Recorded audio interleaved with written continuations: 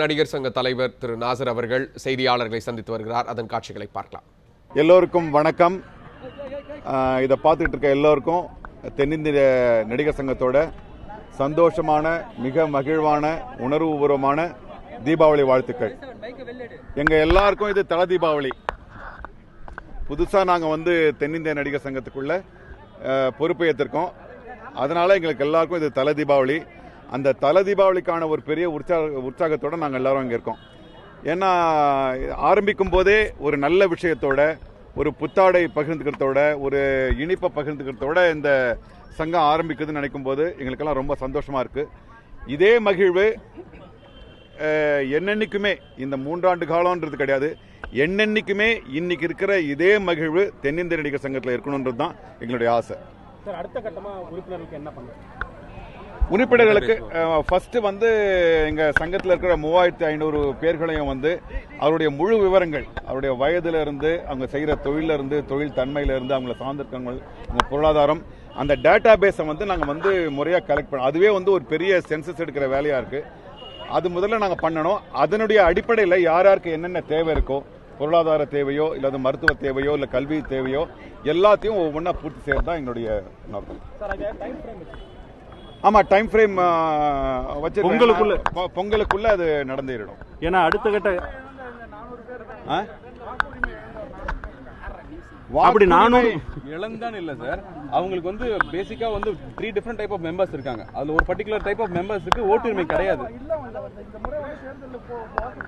இல்ல, அந்த மெம்பர்ஸ்க்கு எப்பவுமே வாக்குரிமை இல்ல. சட்ட பிரகாரமே சில அங்கத்தினர்களுக்கு சில, அதாவது லைஃப் மெம்பர்ஸ் இருக்காங்க, ப்ரொஃபஷனல் இருக்காங்க, நான் ப்ரொஃபஷனல் இருக்காங்க, அமைச்சர் இருக்காங்க. இத்தனை வருஷமா நாங்க, இந்த வருஷம் கிடையாது, இத்தனை வருஷமாவே அவங்களுக்கு ஓட்டுரிமை இருந்தது கிடையாது. இப்போ நிர்வாகம் தீவிர உட்கார்ந்து யோசிச்சு யாருக்கு என்னென்ன அப்படின்றத தீவிரமா அவங்களே உள்வாங்க. சட்டப்படி சில அனுபவங்கள் உள்ளவர்கள் தான் ஓட்டு போடுவதற்கும் அல்லது தகுதி நலத்திட்ட உதவிகள் வாங்குறது தகுதி உடையவங்க. மீதி எல்லாம் ஒரு தொழில் செய்யறதுக்கு தகுதி உள்ளவங்க சட்டத்தில் இருக்கு. அது மாதிரி ஒரு தகுதி உள்ளவங்க தான் அவங்க. ரெண்டாவது, இந்த நலத்திட்டம் என்பது இந்த தீபாவளி நாங்கள் கொடுக்குற ஸ்வீட்ஸ், இந்த மாதிரியான விஷயங்கள் முழுக்க தமிழகம் எங்கும் கொடுக்கப்படுது. இன்னைக்கு இங்கே சென்னையில் இருக்கிற உறுப்பினர்களுக்கு மட்டுமல்ல, தமிழகத்தில் இருக்கக்கூடிய அனைத்து உறுப்பினர்களுக்கும் இந்த உதவிகள் இன்னைக்கு நாங்கள் பகிர்ந்துகிட்டு இருக்கோம். ஆனால் என்ன ஒரே ஒரு விஷயம்னா, இன்னைக்கு நாங்கள்லாம் இருந்து இங்கே கொடுக்குற மாதிரி அவசரமாக நாங்கள் ஒரு முடிவெடுத்து, நிர்வாகத்தில் இப்போ உள்ள அவசரமாக முடிவெடுத்து இருக்கிற காலத்தில் நாங்கள் வெளியூரில் போய் நாங்கள் நேரடியாக நடிகர்கள் நின்று கொடுக்க முடியாத ஒரு சந்தோஷம், அது அவங்களோட சந்தோஷத்தை பகிர்ந்துக்க முடியாத நிலைமை இருக்குது. இன்னும் சில விஷயங்கள் என்னன்னா, சின்ன ஊர்கள் இருக்காங்க, அவங்களுக்கு கரெக்டான முகவரியே இல்லாம இருக்கு. ஆமா. சோ அவங்களை இப்ப தேடி பிடிச்சிட்டு இருக்கோம், எப்படி கொண்டு போய் கொடுக்கறது அப்படின்றது.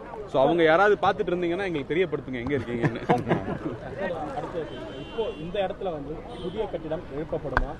அது ரிலேட்டடா இன்னொரு क्वेश्चन இருக்கு. அது ஏற்கனவே அந்த அக்ரிமெண்ட்